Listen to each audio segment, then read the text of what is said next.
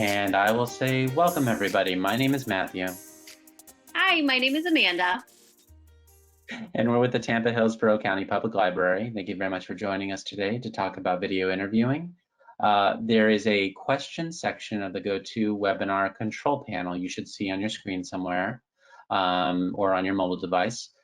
If you would like to ask a question during this session, if you're watching this live and not recorded, you can post your question there and we will do our best to answer it during the session or immediately after the presentation. And thank you very much for joining us. And I'm gonna kick it on over to, before I kick it on over to Amanda, one more thing.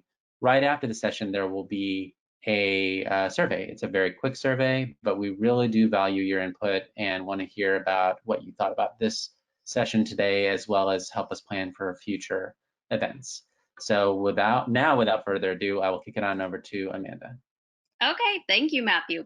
Well, we are actually going to use the video a little bit more today than we normally do, but that's going to come up later in the presentation. So I am going to go ahead and turn that off for now, and then we will get into our presentation.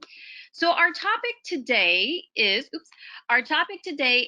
close up how to crush your video interview. And this is geared towards how to do your setup, your technology, and your preparation for a potential video job interview via video.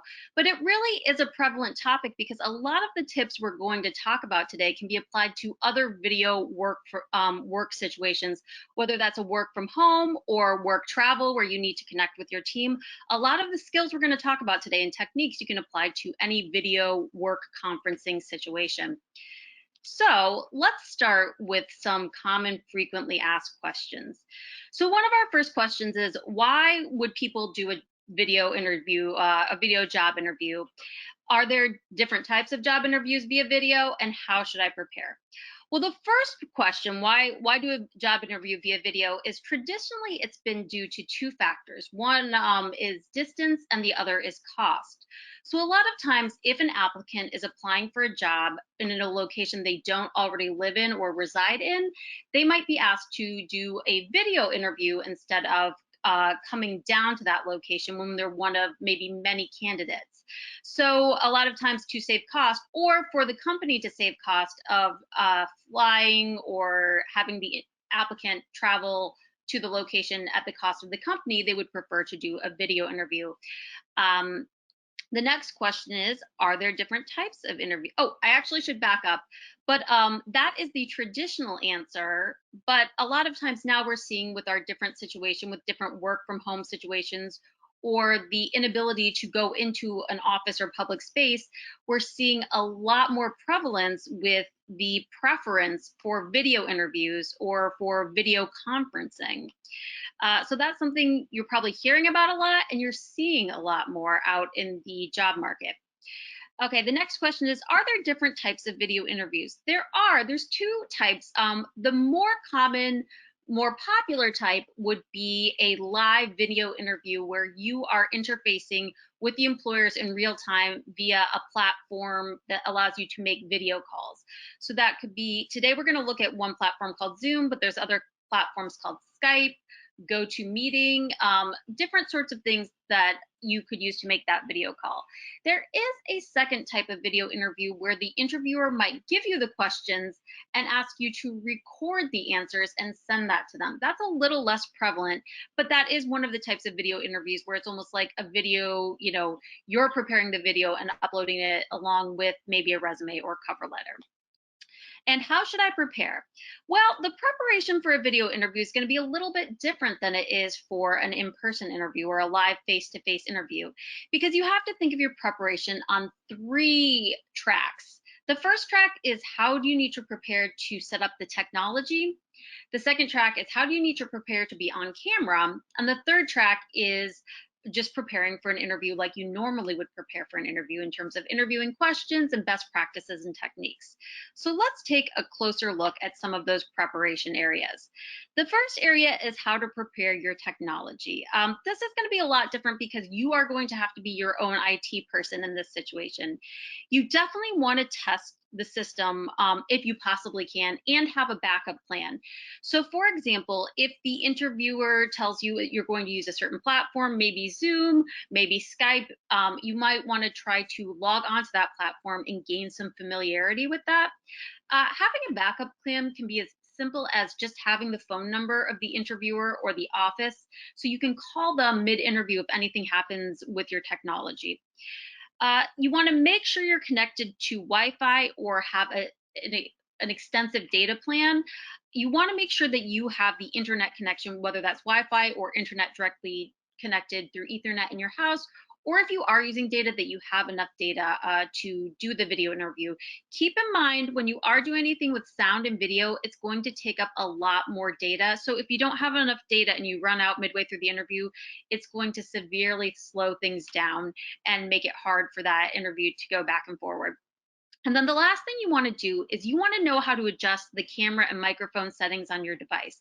This is important because you may be able to log on to an interview platform, but you need to know where your camera and your microphone settings are on the device that you're going to interview with, whether that's your computer, your laptop, your phone, a tablet, or any other device. Because when you log on to that platform, even though if you have a camera or you have a microphone in your device, it might not necessarily automatically turn on, or you might have to adjust the settings for that platform to be able to access your camera and your microphone. If you don't have a camera, if you don't have a microphone, you can look into other options. For a lot of devices, you can attach an external webcam through the USB port, or sometimes you can use your USB port and attach your phone and use the microphone on your phone if that is something that you don't have built into the device. So the next thing to do is to prepare for your interview on camera. Now, normally in a face-to-face interview, you wouldn't have to worry about the setting in the background because that would be in person on site at the business or at a different location, but it would be really the responsibility of the interviewer. When you're preparing the space, there's a lot of things you have to think about. The first is that you need to find a space to do your interview without distractions. So if that's in your home, what are some of the different distractions that could come up? Well, one is noise.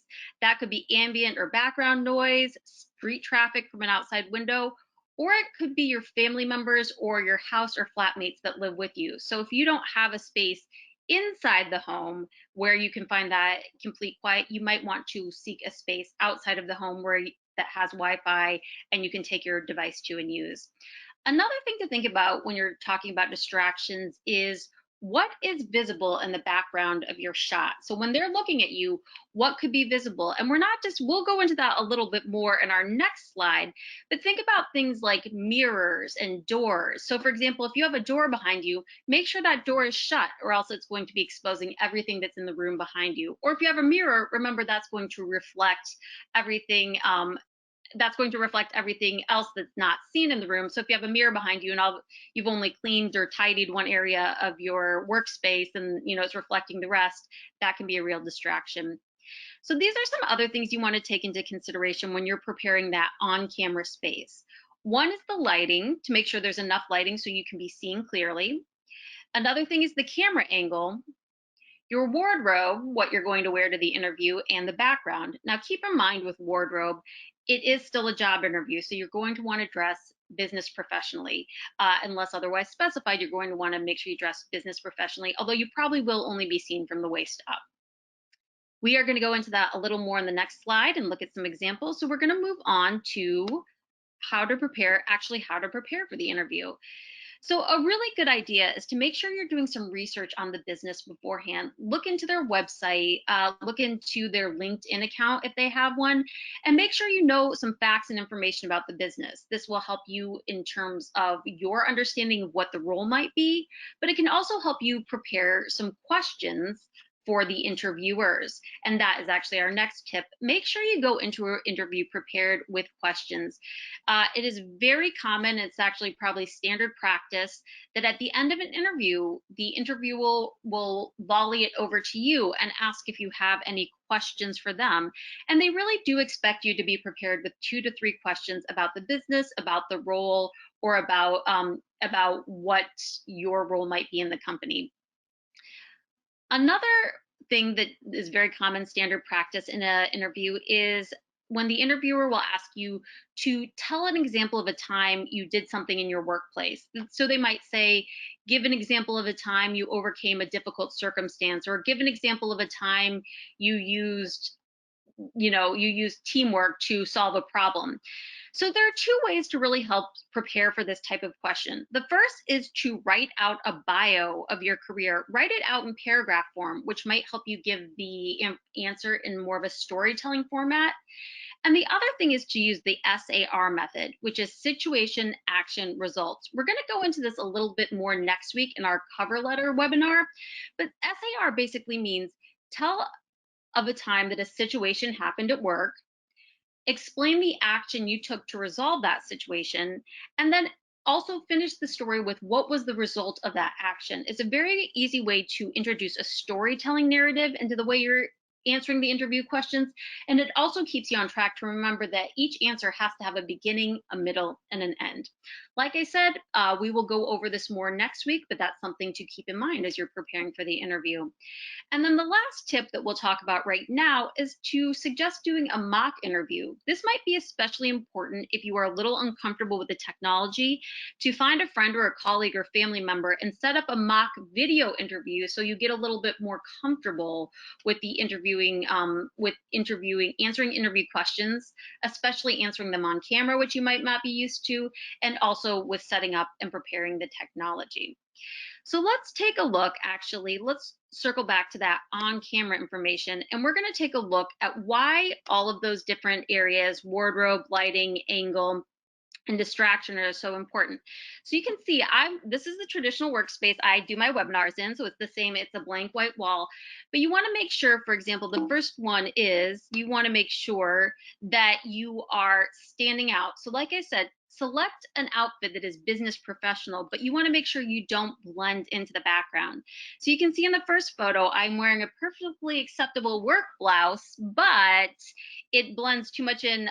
Wearing cream colored shirt and a cream colored background gives no contrast, and it makes it a little bit, makes it kind of look like I have a floating head there, which is a little bit distracting. So in the next photo, you can see I've changed into something, a color with a little more contrast, but the camera is at a lower angle. The camera is not high enough, so it looks like the interviewer is looking up to me. So it's hard to see my full eye contact there because it's coming from a lower angle. So I want to make sure the camera is in line with my eye line, so the interviewer is not looking up at me, but they're looking directly at me. The third one, I should say, not the last one. The third one is talking about your source of lighting. You will always want to make sure your lighting source is in front of you or to the side of you. If you have the lighting source behind you, and this could be windows can be a very big cause of backlighting. Make sure you're not doing an interview in front of a door or window with the light coming in, because that's going to cloud your features and it's going to give that hazy effect, which is difficult to see. At the very least, if you can't change your lighting source in front of you, what I've done for these webinar series is I just move I move a lamp from a different area in my home and I put it right in front of me.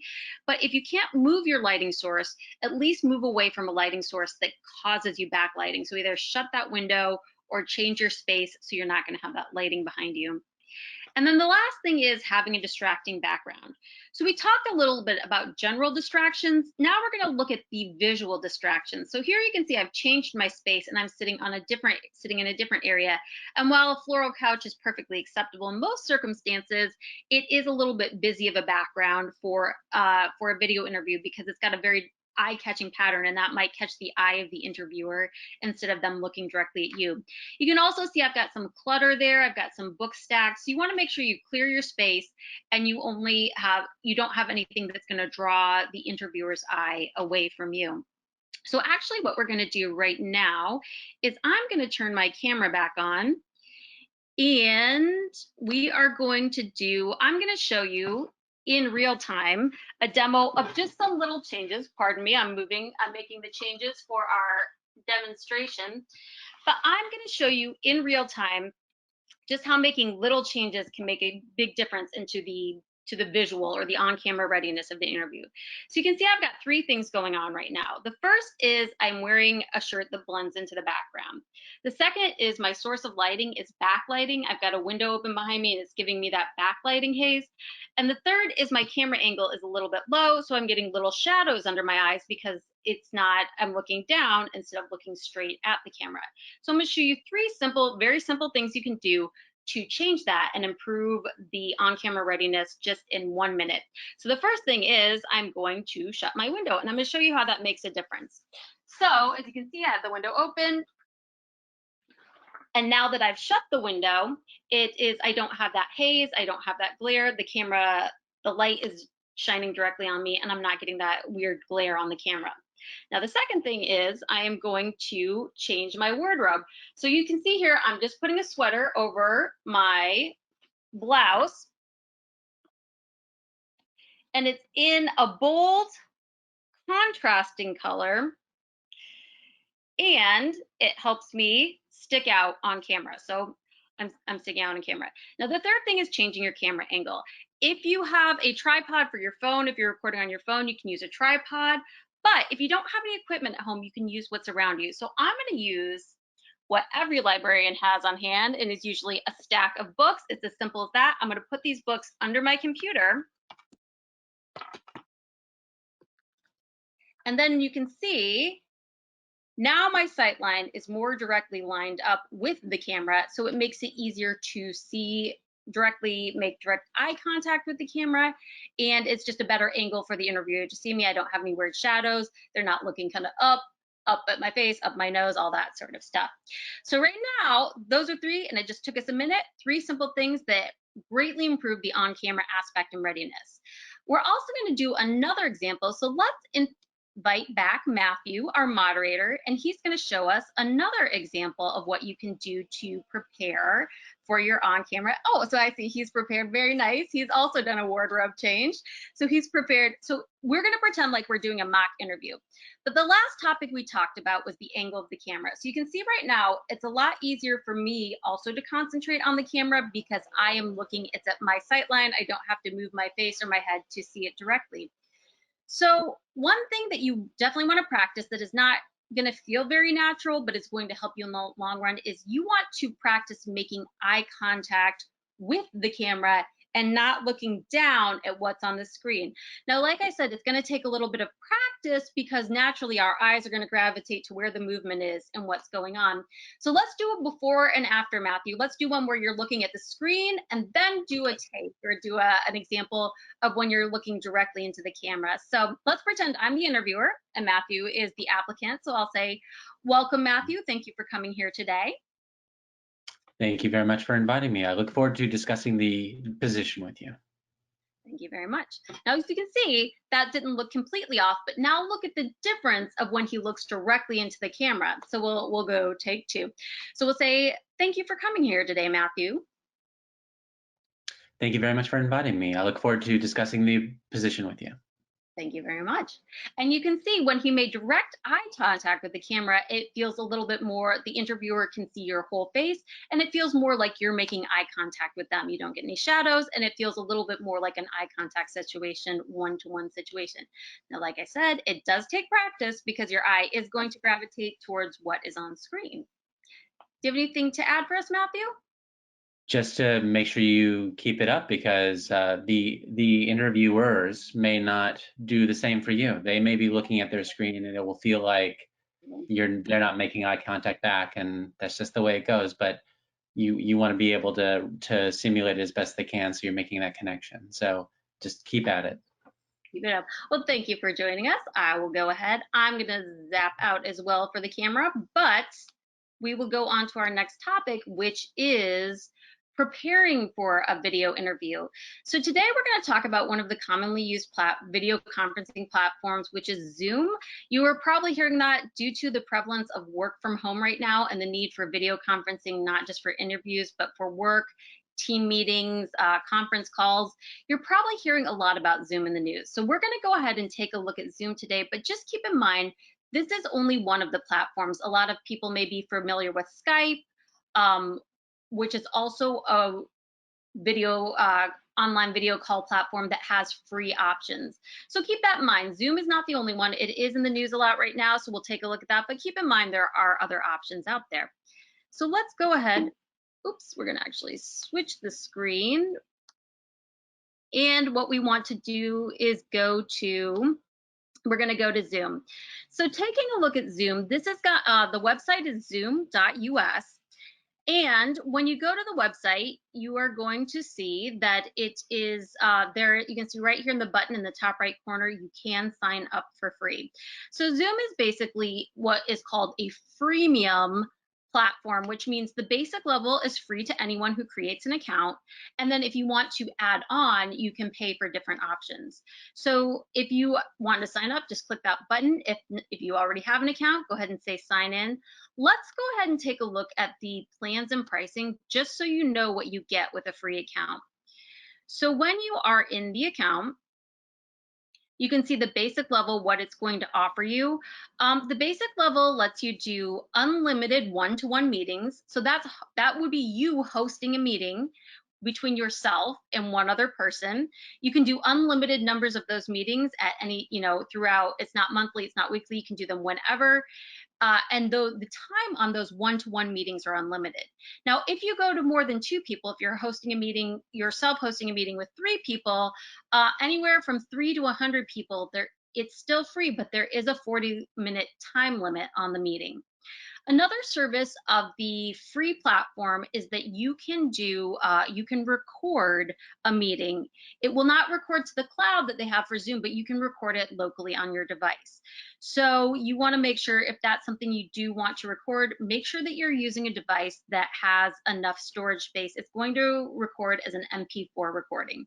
So that's what you need to make sure you have access to for your, if you want to save the meeting. Now, this would be a good idea to record a meeting if you're doing a mock interview session, or if you're doing a practice interview, or if you need to record the meeting, if it's that second type of video interview, you need to record it to send to the interviewer. They want the pre-recorded answers. You want to make sure you have access to that.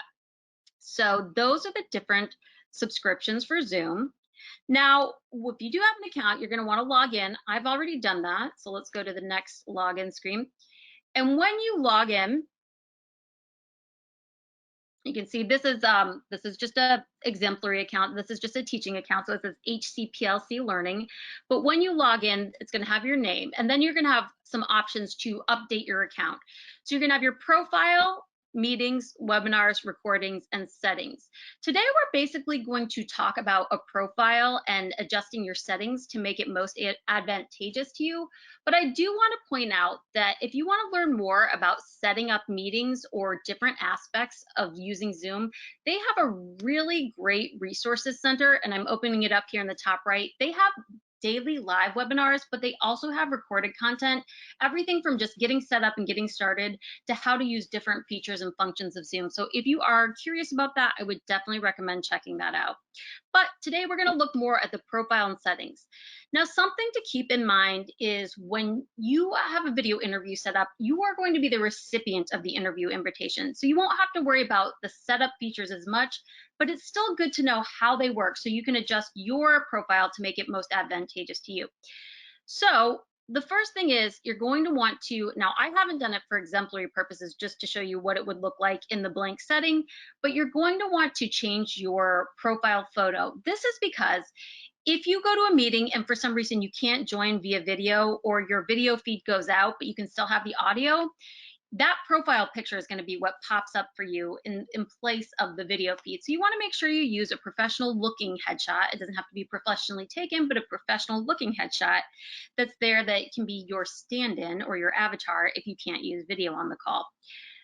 You can apply, when we talked about that was on-camera readiness, you can apply those to taking a photo as well. The next thing that's going to come up is your personal meeting ID. This is going to be a little more important if you're hosting meetings, but the other thing you want to look at is your time zone. So it is defaulted to the Eastern time zone, which will be in line with us here in Tampa. but you want to make sure it matches the time zone of the place where you are doing the interview. Because if you for some reason are somewhere else, you want to make sure that it does that, because that's going to affect your scheduling, and you don't want to show up an hour late, or goodness forbid, or an hour early to the meeting. So you want to make sure that lines up so your scheduling is correct. It's not going to schedule with the clock on your computer or your device. It's going to schedule with the time zone. A meeting is going to get scheduled with the time zone you have set here in your profile. And then those are two things in your profile that you can change to make it easier to use Zoom. And the other thing you might want to look at are your settings. This is going to be a little more important if you are hosting a meeting, but it's going to let you know the different settings. Let's get rid of that. The different settings you can change, whether it's starting with video, starting with audio, if you're going to use computer or telephone audio, if you need a password to join a meeting or just the meeting ID, and all those other things. So this is good to take a look at to know what some of the tech aspects might be that you need to set up. Even if you're receiving a meeting, it's good to think about these things. For example, even if you're receiving a meeting, an invitation to a meeting, and you're not hosting it, you might need to think, okay, do I just need the meeting ID to enter, or will I need a password? And that's something you might need to follow up ahead of time with the interviewer to make sure you know those facts. Okay, upcoming meeting reminder, good things like that. So those are something you want to take a look at definitely before you start the meeting. We're actually going to go up back to and the last thing we're going to look at is recordings.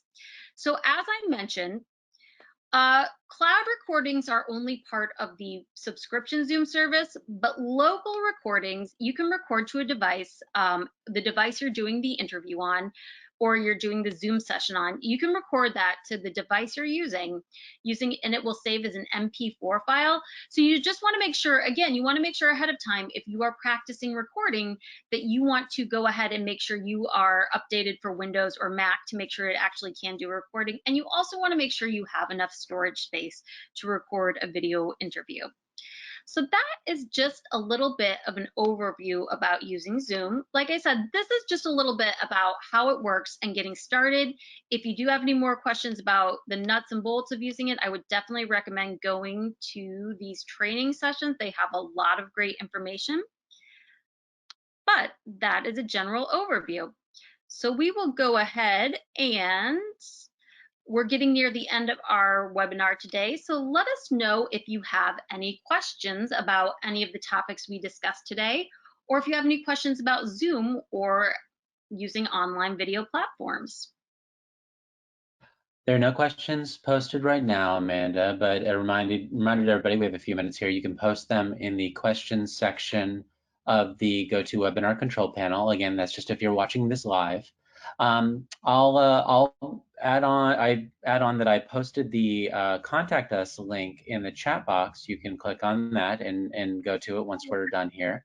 And I just want to back Amanda up on that, using either Skype or Zoom or some video platform like that. Get a freemium account and practice, because you never know until you go through it, like all the little adjustments that you can make that make a big difference.